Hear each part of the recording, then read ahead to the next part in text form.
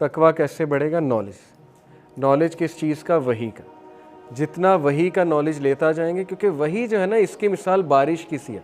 अगर आप कुरान की आयात का मुतालिया करें, अल्लाह ने वही की मिसाल बारिश की सी दी। अल्लाह ने कहा जिस तरह बारिश बरसती है और डेड ज़मीन को रिवाइव करती है, तो यही इफ़ेक्ट वही का। वही डेड हार्ट को रिवाइव करती है। डेड हार्ट से क्या मुराद है? डिप्रेस्ड हार्ट, डीमोटिवेटेड हार्ट, जो अक चुका है, ठीक है ना, तो वो डेड हार्ट है, जाहिर है उसको फील ही नहीं हो रहा गुनाह क्या है, नेकी क्या है। वही उसको रिवाइव करेगी। कुरान की तिलावत उसको रिवाइव करेगी, अल्लाह का जिक्र उसको रिवाइव। शुरू में मुश्किल लगेगा, शुरू में मुश्किल इसलिए क्योंकि इसकी मिसाल मुझे एक आलिम ने दी थी कि जब हम बर्तन मांजते हैं, उस जिसमें बहुत मैल लगाओ तो वो अच्छा खासा जो है रगड़ा लगता है। तो शुरू में जिक्र कर रहे हैं, तिलावत सुन रहे हैं, तो अच्छा खासा रगड़ा लग रहा है, ज़ाहिर है मैल भी तो उतरना है ना। उसके बाद दिल जज्ब करता है उसको, बारिश की तरह, जैसे ज़मीन बारिश को जज्ब करती है, और फिर जो है वो पौधे उगते हैं, फिर फल उगते हैं, फिर ग्रीनरी होती है, उस बंदे का दिल जिंदा हो जाता है और हरियाली होती है उसके दिल में। वही का नॉलेज लें। नॉलेज जितना लेंगे तकवा बढ़ जाएगा। ये आप आजमा के देख लें। इल्म हासिल करें, इल्म सीरत पढ़ना शुरू कर दें, कुरान की आयात 10 डेली रिसाइट करना शुरू कर दें, किसी आलिम के पास बैठ जाएं, कोई क्लास ज्वाइन कर लें, कोई ऑनलाइन यूनिवर्सिटी सर्च कर लें, कोई अरेबिक शुरू कर दें, IOU international online university search करें, बैना सर्च करें, कोई लेक्चर सुन लें, इल्म की तरफ आएँ अगर आप अपना तकवा बढ़ाना चाहते हैं। कि तकवा ऐसे नहीं बढ़ जाता। ये कुरान में साबित हो रहा है कि बेशक जो इल्म वाले हैं वो मुत्तकी हैं। इल्म इज़ डायरेक्टली प्रोपोर्शनल टू तकवा। बेशक अल्लाह अज़ीज़ है और गफ़ूर है, फॉरगिविंग है और माइटी है। फिर ये एक सलफ़ हैं रहिमहुल्लाह, सलाम इब्न मिस्कीन, कतादा से इन्होंने रिपोर्ट किया। Qatada said, verily this Quran tells you about your disease. वही का नॉलेज जब आप लेंगे ना, फिर आपको आपकी बीमारियां पता लगेंगी, ऐसी ऐसी बीमारियां जो आपको आज तक नहीं पता थी। एंड योर क्योर्स, और आपको उसकी शिफा भी पता लगेगी, उसका क्योर भी पता लगेगा। As for your diseases they are your sins, as for your cures it is seeking the forgiveness of Allah. जहाँ तक डिजीजेस की बात है वो गुनाह है, जहाँ तक क्योर की बात है वो इस्तग़फ़ार है। बड़ा खूबसूरत कोट है इनका। फिर रसूलुल्लाह सल्लल्लाहु अलैहि वसल्लम की हदीस है, Verily the faith of one of you will wear out within him, just as garment becomes worn out, so ask Allah to renew faith in your hearts. ईमान बिल्कुल उसी तरह वेयर आउट हो जाता है जिस तरह एक लिबास, एक क्लोथ पुराना होता जाता है। तो ज़ाहिर है क्लोथ को भी बदलते हैं हम, धोते हैं या बदलते हैं। इसी तरह ईमान को भी रिन्यू करो। कैसे करो? अल्लाह से मांगो। अल्लाह से मांगना बहुत ज़रूरी है। लेक्चर अटेंड करना अच्छी बात है, इल्म हासिल करना, लेकिन जब तक अल्लाह से नहीं मांगा दिल से, तब तक लेक्चर से भी कोई इफेक्ट नहीं पड़ने वाला, क्योंकि इजाज़त ही नहीं आई अल्लाह की तरफ से, तौफीक नहीं है। ठीक है, गाइडेंस के लिए रास्ता खोलना ज़रूरी है, और रास्ता खोलने के लिए अल्लाह से मांगना पड़ता है। This is how it is. रूहानियत की दुनिया फिर ऐसी है कि रब से रब्ता करना बहुत ज़रूरी है, उसके बगैर फिर इजाज़त नहीं है। एक और हदीस में आता है, सुनन इब्न माजा, बी डिवाउट से मतलब है मुखलिस बन जाओ, सिंसेयर बन जाओ, and you will the most pious of people, और तुम लोग नेक बन जाओगे। मुखलिस किससे?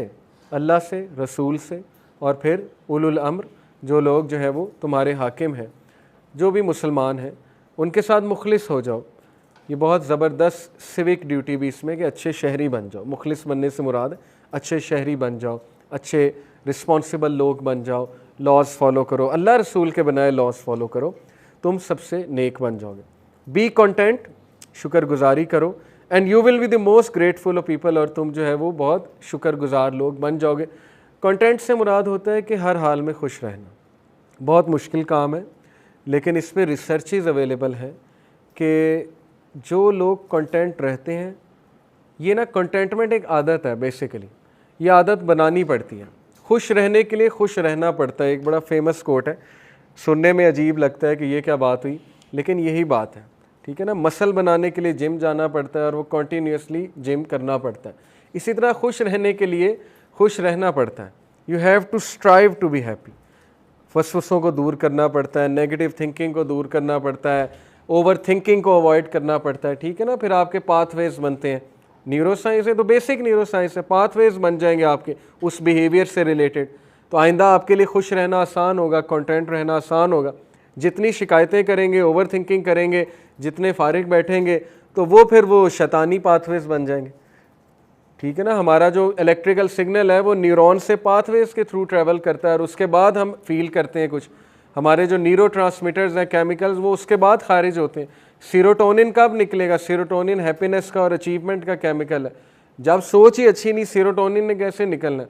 वो तो फिर डिप्रेसिंग केमिकल्स ही निकलेंगे ना। कोर्टिसोल निकलता रहेगा, इमरजेंसी का जो केमिकल होता है जो आपको एंग्शियस करता है, डिप्रेस करता है।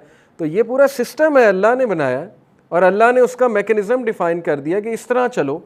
साइकोलॉजी तो आज बता रही है, 1500 साल पहले तो ये बातें नहीं पता थी। कोर्टिसोल क्या है, सेरोटोनिन क्या है, पाथवेज क्या होते हैं। ये तो शुक्र है अब हमें थोड़ा बहुत साइकोलॉजी से पता लग रहा है, लेकिन इससे भी बड़ा शुक्र ये कि हमें अल्लाह रसूल ने पहले से बता दिया, लेकिन एतबार नहीं था। ये भी एक बहुत बड़ा अलमिया है। इसलिए कंटेंट रहो, हर हाल में खुश रहो। अल्लाह तुम्हें ग्रेटफुल पीपल में शामिल कर लेगा, शुक्रगुजार बंदों में शामिल कर लेगा। Love for people what you love for yourself, ये भी ईमान का दर्जा है। वो चाहो लोगों के लिए जो अपने लिए चाहते हो, and you will be a believer, तुम मोमिन बन जाओगे। अगर तुम अपने लिए अच्छा चाहते हो, उनके लिए भी अच्छा चाहो। Behave well with your neighbours and you will be a Muslim, अपने नेबर्स के साथ अच्छे रहो, तुम अच्छे मुसलमान बन जाओगे। नेबर के साथ अच्छे रहने से मतलब है उनको कोई तकलीफ़ ना दो, उनका ख्याल करो। कोई ऐसे ऊंची म्यूज़िक ना लगाओ कि उन तक आवाज़ जाए, उनको तकलीफ़ होगी, ठीक है ना। तो ये छोटी छोटी बातें होती हैं नेबर्स के हवाले से। लाफ लेस, हंसो कम, क्योंकि ज़रूरत से ज़्यादा हंसना डेडन्स दी हार्ट। ये आज के दौर में यूथ के लिए कॉन्स्टिट्यूशन है। ज़ाहिर है मीम्स की दुनिया है और सोशल मीडिया पे और फिर जुगतबाजी और ये सारी चीज़ें, तो ज़ाहिर है कि जब आप हंसेंगे, 24 घंटे रूटीन ही ऐसी है, उसमें हंसी, तो फिर ज़ाहिर है कि दिल मुर्दा हो जाता है। और फिर मुर्दा दिल जो है वो वही को रिसीव नहीं करता, उस पर कोई चीज़ इफ़ेक्ट नहीं करती। हदीसें सुनाई जाएँ, जो मर्ज़ी वो सुन के एक कान से दूसरे कान से निकाल देते। इसलिए हंसी मजाक करें, लेकिन एतदाल के साथ। अगली हदीस है, अमार बिन यासिर रज़ियल्लाहु अन्हु सेड, सहाबी का कॉल है, Whoever has 3 qualities will have completed the faith। अगर आप ईमान वाले बनना चाहते हैं, अब डिस्कशन ईमान पर वापस आ गई, तो 3 क्वालिटीज़ होनी चाहिए। Number 1, fairness from yourself to others, fair बने, जस्टिस वाले बने, हक का साथ दें, ज़्यादती वाले ना बने, जो हक पर है उसका साथ दें, अपनी तरफ से फेयर बने। Number 1, offering peace to the world, अपनी तरफ से सलामती दें लोगों को। प्रॉफिट सल्लल्लाहु अलैहि वसल्लम ने फरमाया, बेहतरीन मुसलमान हुआ है जिसकी ज़बान से और हाथ से दूसरे लोग महफूज हैं। पीस ऑफ़र करें दुनिया को। स्पेंड इन चैरिटी इवन वाइल पुअर, अगर तो कामिल बनना चाहते हैं ईमान में, तो गुर्बत की हालत में चैरिटी करें। ये बहुत ज़बरदस्त बात है। सहाबा जब ये हदीस सुनते थे ना, तो कमाने निकलते थे और कमा के वो चैरिटी में दे देते थे। उनकी कोशिश ये होती थी, हालांकि गरीब थे, गुर्बत में थे, लेकिन जब ये वर्चूज़ सुनते थे चैरिटी के, तो कमाने निकल के उसको फ़ौरन से चैरिटी कर देते। ईमान का बहुत बड़ा दर्जा था ज़ाहिर। कुछ लोग कहते हैं अल्लाह मुझे बहुत देगा तो मैं ख़र्च करूँगा, तो अल्लाह ने अभी थोड़ा बहुत जो दिया उसमें से तो कर नहीं रहे थे, तो बहुत देगा तब कैसे करेंगे? तब तो और लालच आ जाएगी कि अब तो और है, अब क्यों खर्च करें। तो इसलिए अभी करके दिखाएं। अगर इस क्लेम को पूरा करना है, अभी करें, ताकि आपको अल्लाह और दे। और चैरिटी देने से माल बढ़ता है, लेकिन कब? जब गुर्बत में चैरिटी करें तब बढ़ता है। एक और हदीस में आता है, नबी अकरम सल्लल्लाहु अलैहि वसल्लम ने फरमाया, the faith of a servant is not upright until his heart is upright. जब तक उसका कल्ब अपराइट नहीं है, उसकी फेथ अपराइट नहीं। कल्ब की हिफाजत करें। And his heart is not upright until his tongue is upright. कल्ब का और ज़बान का बहुत गहरा ताल्लुक है। जितना ज़बान का गंदा यूजेज है, फजूल यूजेज है, ये हिट हो रहा है। जब ये हिट हो रहा है तो ईमान हिट हो रहा है। जब ईमान हिट हो रहा है तो फिर बस किसी जोगे नहीं हम, फिर वो खोखली पर्सनैलिटी, गुस्सा आना, फ्रस्ट्रेट होना बात बात पे, ये लो ईमान की निशानी होती है। सो ज़बान ठीक है तो दिल ठीक है, दिल ठीक है तो ईमान ठीक है। Man will not enter paradise if his neighbour is not secure from his evil. कितनी बड़ी बात है, सैंक्शन कर दिया। रिलीजन सैंक्शन करता है मोरालिटी को, कि अगर आपका नेबर आपसे खुश नहीं है, कोई ईमान वाले नहीं आप। अगर उसने कोई शिकायत कर दी आपके बारे में, तो फिर बस ईमान आपका ख़तरे में पड़ जाएगा।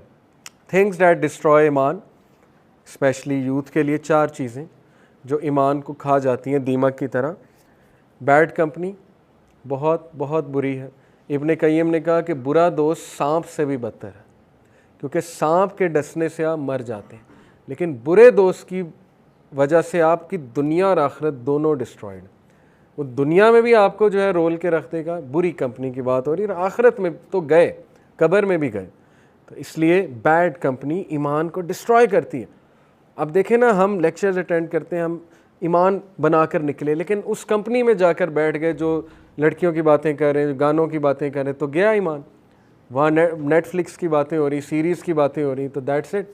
और क्या फिर हमने अचीव किया? ज़ीरो पे आ गए, बैलेंस हो गया ना, इधर से अच्छा लिया उधर से बुरा लिया, ज़ीरो, बढ़ा ही नहीं ईमान, कुछ भी नहीं हुआ। या फिर नीचे गया या नेगेटिव में गया, ऊपर तो जाएगा नहीं, सवाल ही नहीं पैदा होता।